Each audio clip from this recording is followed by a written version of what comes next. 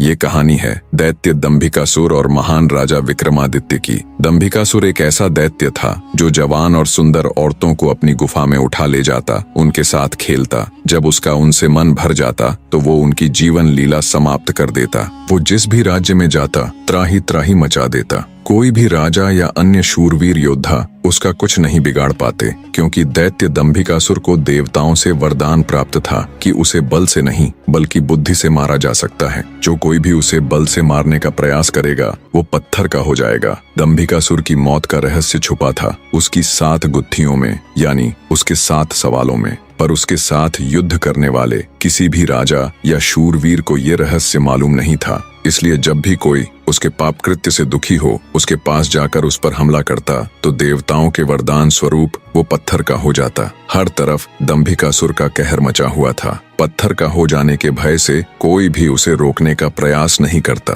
पर कहते हैं ना, जब पाप का घड़ा भर जाता है तो उसके भी फूटने का समय आ ही जाता है। हर जगह अपनी मनमानी कर एक दिन दैत्य दंभिकासुर ने उज्जैन नगरी की तरफ रुख किया। उज्जैन नगरी के ऊपर उस समय महान राजा विक्रमादित्य का शासन था। महाराज विक्रमादित्य न केवल बलशाली थे बल्कि वे बहुत बुद्धिमान भी थे। उन्हें हर प्रकार के कौशल में महारत हासिल थी।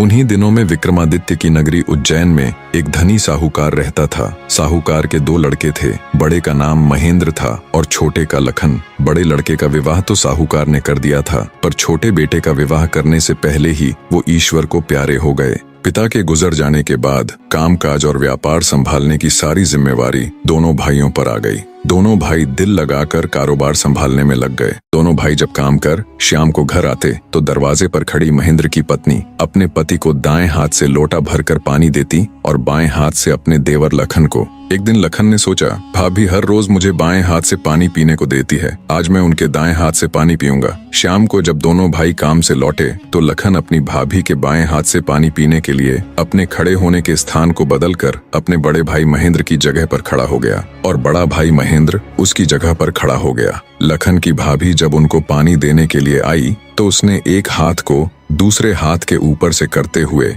दाएं हाथ का लोटा अपने पति को दे दिया और बाएं हाथ में पकड़ा हुआ लोटा लखन को दे दिया। ये देख, लखन बोला, भाभी आज मैंने भैया के स्थान पर खड़ा होकर सीधे हाथ से दिया हुआ पानी पीना चाहा, परंतु आपने अपने हाथों को बदलते हुए मुझे बाएं हाथ से ही पानी दिया। आप मुझे बताएं, आपने ऐसा क्यों किया? लखन की बात सुनकर उसकी भाभी ने उत्तर दिया, अगर तुम्हें सीधे हाथ का दिया हुआ पानी ही पीना है तो तुम भी अपने लिए सीधे हाथ से पानी पिलाने वाली ले आओ। भाभी की कही हुई बात लखन को चुभ गई। वह बिना पानी पिए ही भाभी से कहने लगा, ये लो तुम अपना पानी का लोटा और मैं यहाँ से जा रहा हूँ और अब मैं तभी वापस आऊंगा जब मुझे सीधे हाथ से पानी देने वाली मिल जाएगी, वरना अपनी शक्ल नहीं दिखाऊंगा। इतना कहकर वो तुरंत मुड़ा और चल पड़ा। ये देख उसके बड़े भाई महेंद्र ने उसे रोकने की बहुत कोशिश की, पर वो नहीं माना और बोला, नहीं भैया, अब तो तभी वापस आऊंगा जब मुझे मेरे योग्य पत्नी मिल जाएगी। इतना कहकर वो घर छोड़कर चल दिया। चलते चलते वह अपने नगर से दूर कांचीपुरम शहर में पहुंच गया। कांचीपुरम का राजा चंद्रसेन एक धार्मिक विचारों वाला व्यक्ति था। उसके राज्य में चारों ओर अमन शांति का माहौल था, परंतु फिर भी राजा चंद्रसेन हमेशा दुखी रहता था। राजा के दुख का कारण था उसकी जवान बेटी चंद्रकला का स्वास्थ्य। चंद्रकला दिखने में तो अत्यंत खूबसूरत थी, पर उसे एक असाध्य रोग ने घेर रखा था, जिस कारण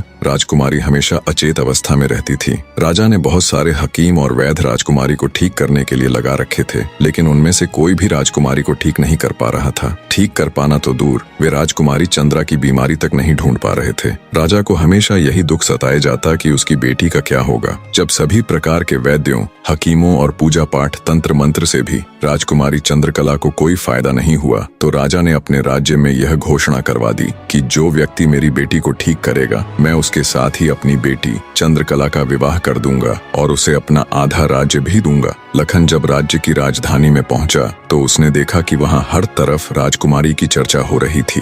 राज्य का हर कोई व्यक्ति राजा की घोषणा और राजकुमारी की बीमारी की बात कर रहा था। जब लखन ने एक व्यक्ति से इस बारे में पूछा तो व्यक्ति ने राजकुमारी की बीमारी से लेकर राजा की घोषणा तक का सारा किस्सा लखन को बताया। सारी बातें सुन लखन कुछ देर वहां खड़ा विचार करता रहा, फिर कुछ सोचकर वो राजमहल की तरफ चल पड़ा। एक जिंदा सांप राजा की लड़की के पेट में रहता था। सांप ने राजा की लड़की को अपने वश में किया हुआ था। जब रात होती तो वो कुछ देर के लिए राजकुमारी के मुख से बाहर निकलकर जंगल की तरफ चला जाता और सुबह होने से पहले ही वो फिर से उसके अंदर चला जाता। राजकुमारी इस बात से बिल्कुल अनजान थी कि उसके अंदर एक सांप ने डेरा डाला हुआ है। अनजाने में वो पूरी तरह से उस नाग के वश में थी। राजमहल में किसी को भी इस बात की भनक तक नहीं थी कि राजकुमारी के अंदर एक 7 फुट का सांप रहता है। सभी यही समझते कि पता नहीं राजकुमारी को क्या बीमारी लग गई जिसके कारण वो हमेशा अचेत रहती है। बड़े से बड़े वैद्य और हकीम भी इस बात का पता नहीं लगा पाए। लखन जब राजमहल के अंदर गया तो उसने देखा कि वहां पर बहुत सारे वैद्य और हकीम राजकुमारी को ठीक करने के लिए लगे हुए हैं। एक कोने में खड़े होकर चुपचाप लखन ये सारा माजरा देखने लगा। जब शाम का समय हुआ तो सभी हकीम और वैद्य धीरे धीरे करके वहां से चले गए।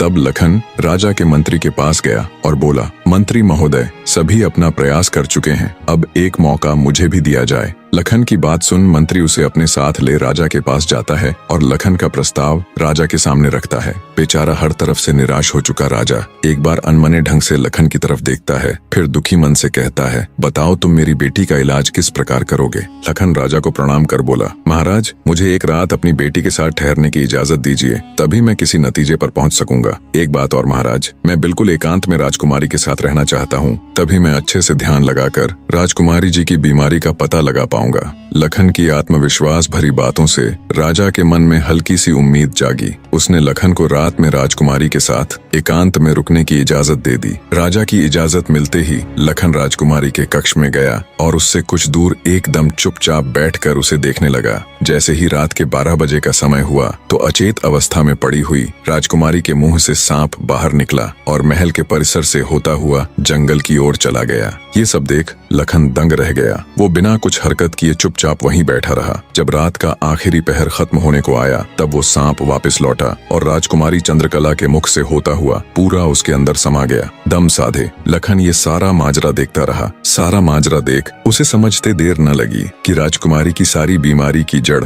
ये सांप ही है। सुबह हुई तो राजा चंद्रसेन डर और बेसब्री के मिश्रित भावों के साथ लंबे लंबे कदम रखता हुआ अपने मंत्री के साथ राजकुमारी के कमरे में आया और बेसब्री से उसने लखन से पूछा, बताओ लड़के, तुम किस नतीजे पर पहुंचे? क्या मेरी बेटी ठीक हो जाएगी? लखन बोला, महाराज, मुझे राजकुमारी की बीमारी का पता चल गया है और ईश्वर ने चाहा तो वो जरूर ठीक हो जाएगी। आप मुझे एक रात का समय और दीजिए और मेरे लिए एक तलवार, एक मिट्टी से भरी हुई बड़ी सी बाल्टी का इंतजाम कर दीजिए। लखन की बात सुन राजा को बहुत सुकून मिला। उसने मंत्री को लखन के द्वारा मांगा गया सारा सामान उसे देने का निर्देश दिया। अब सभी को इंतजार था तो बस रात का।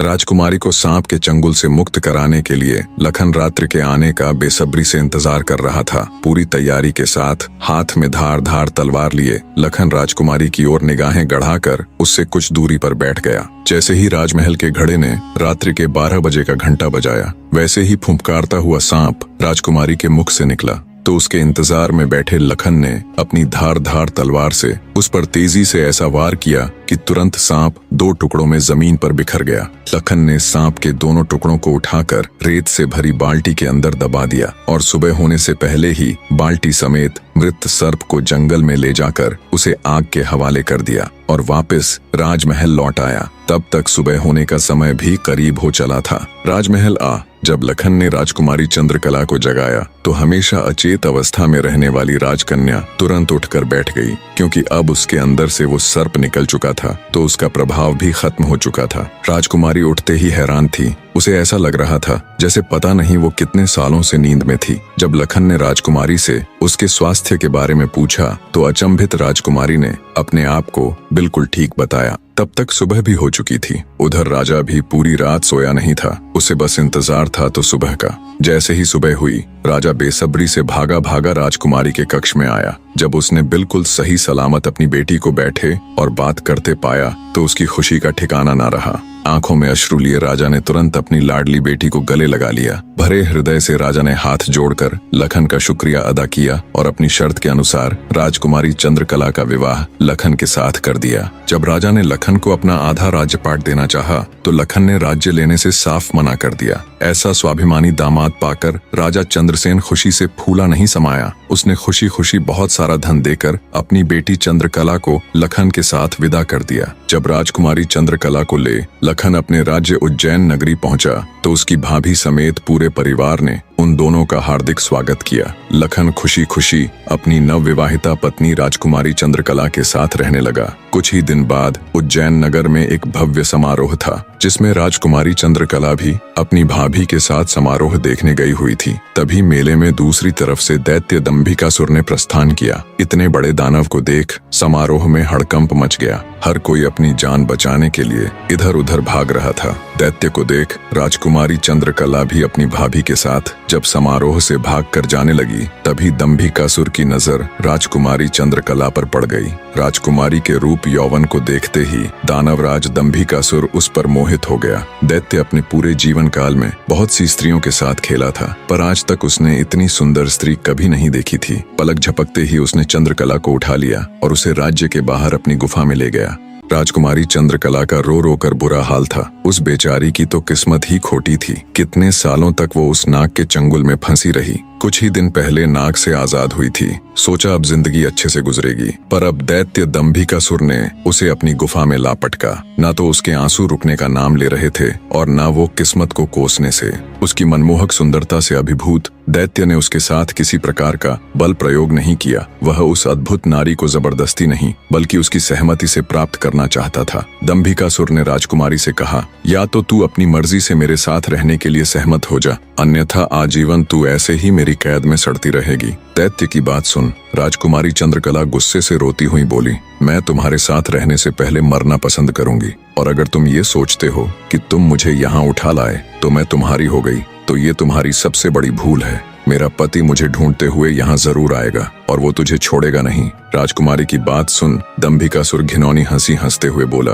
लगता है तुम पागल हो गई हो। मैंने तुम्हें यहाँ 7 तालों के भीतर बंद किया है। यहाँ तक किसी का भी पहुँचना असंभव है, और अगर गलती से कोई यहाँ तुझे ढूंढता हुआ आ भी गया तो मैं उसे एक कीड़े की तरह मसल दूंगा। ये तो तेरी सूरत मुझे भा गई, वरना अब तक तू भी कब की ऊपर जा चुकी होती। तेरी भलाई इसी में है कि तू स्वेच्छा से मेरी बात मान जा, वरना अंजाम बहुत बुरा होगा। इतनी बात कह दंभिकासुर वहां से चला गया। उधर जब मेले से दंभिकासुर राजकुमारी को उठाकर ले गया था तो लखन की भाभी बेचारी बेबस और लाचार सी बस उसे देखती रह गई। बहते अश्रुओं के साथ वो घर जाती है और सारा किस्सा लखन को कह सुनाती है। भाभी की बात सुन लखन के पैरों नीचे से जमीन सरक जाती है। वो तुरंत भारी कदमों से अपनी पत्नी चंद्रकला को खोजने निकल पड़ता है। कई दिनों तक जंगलों और शहरों की खाक छानता भूखा प्यासा लखन अपनी पत्नी को ढूंढता ढूंढता भटक रहा था। तभी उसे एक कुटिया दिखाई देती है।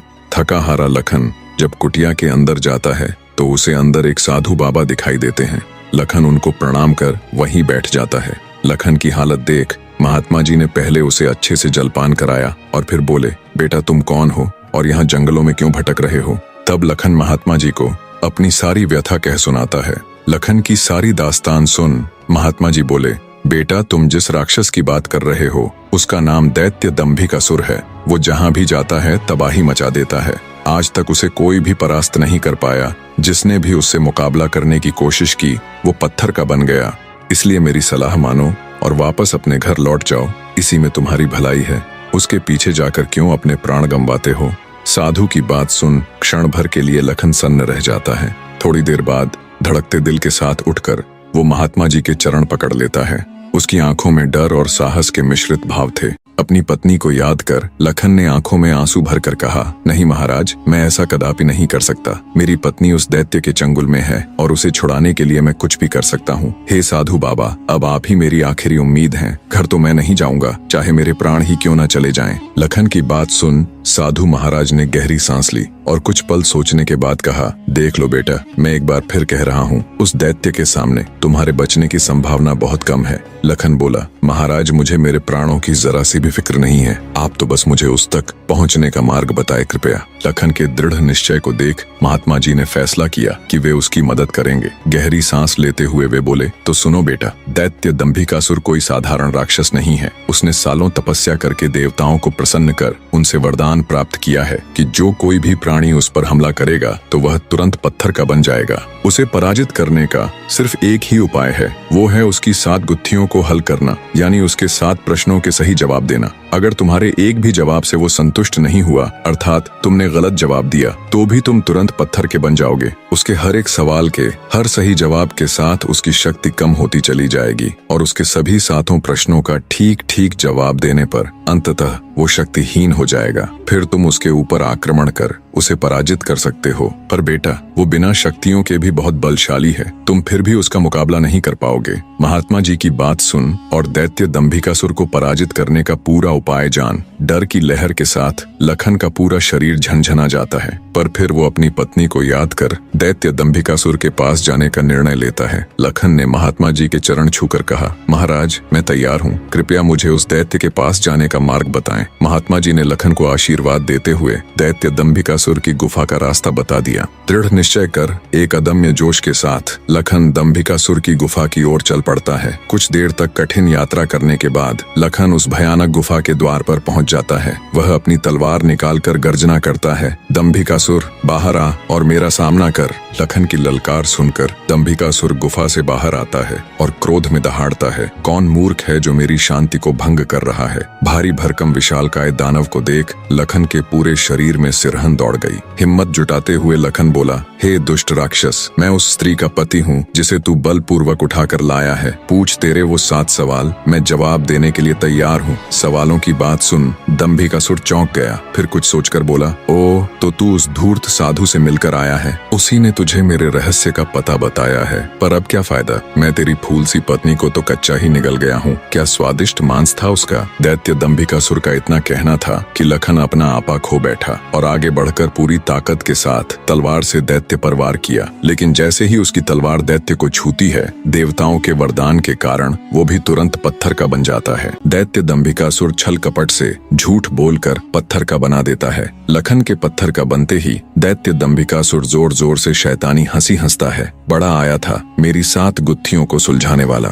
उसकी शैतानी हंसी से सारी वादियां दहल उठती हैं। घिनौनी हंसी हंसता हुआ दंभिकासुर अपनी गुफा में जाता है और राजकुमारी चंद्रकला से कहता है, एक कीड़ा आया था बाहर, कह रहा था तुम्हारा पति है। तुम तो बड़े बड़े दावे कर रही थी कि मेरे पति को जब मालूम चलेगा तो वो मुझे छोड़ेगा नहीं। अरे उसे मसलने के लिए तो मुझे अपने हाथों की भी जरूरत नहीं पड़ी, एक छोटे से झूठ से ही विचलित हो मिट्टी में मिल गया। इतना कह दानव जोर जोर से हंसता है। दंभिकासुर की बात सुन राजकुमारी चंद्रकला एकदम सन्न रह जाती है, मानो उसके शरीर में प्राण ही न हो। कुछ देर बाद जब थोड़ा होश संभाला तो रोती गिड़गिड़ाती हुई राजकुमारी बोली, दुष्ट दानव, क्या किया तूने मेरे पति के साथ। ऐसा नहीं हो सकता, मेरा पति नहीं मर सकता, कह दे कि तूने मुझसे झूठ कहा है।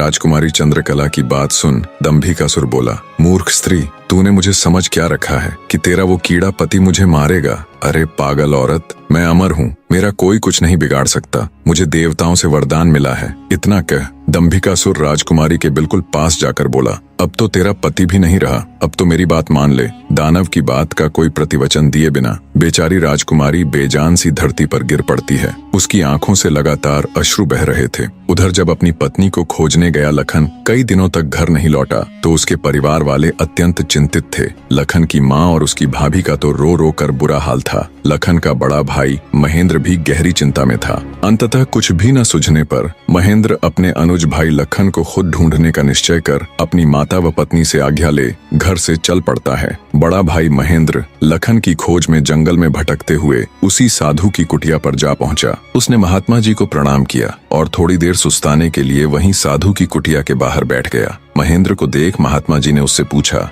हे वत्स, तुम इस निर्जन जंगल में क्यों भटक रहे हो। तो महेंद्र ने शुरू से अंत तक सारा वृत्तांत महात्मा जी को सुनाया। सारा वृत्तांत सुन महात्मा जी के चेहरे पर चिंता की लकीरें उभर आईं। उन्हें इस प्रकार विचार मग्न देख महेंद्र ने पूछा, हे महाराज, मेरी बात सुनकर आप किन विचारों में खो गए और आपके चेहरे पर ये चिंता की लकीरें मैं साफ देख सकता हूँ। इसका क्या कारण है गुरुजी। महात्मा जी ने गंभीर स्वर में कहा, हे वत्स, मैं तेरे भाई लखन को जानता हूँ। वह भी मेरे पास आया था और उसने मुझे सारा वृत्तांत सुनाया था कि कैसे वह राक्षस उसकी पत्नी को उठा ले गया। महात्मा जी की बात सुनकर महेंद्र महेंद्र एकदम स्तब्ध रह गया। उसकी आंखों में आश्चर्य और चिंता के भाव उभर आए। महेंद्र बोला, तो कहाँ है मेरा अनुज महाराज? वो ठीक तो है, वो घर क्यों नहीं लौट रहा? हे महाराज, कृपया जल्दी से मुझे बताएं, मुझसे सब्र नहीं हो रहा। जब महेंद्र अपने छोटे भाई लखन के बारे में साधु महाराज से पूछता है तो साधु जी लखन के उनके पास आने से लेकर दैत्य दंभिकासुर के पास जाने तक का सारा वृतांत कह सुनाते हैं। सारी बात सुन महेंद्र महात्मा जी के चरण पकड़ लेता है और कहता है,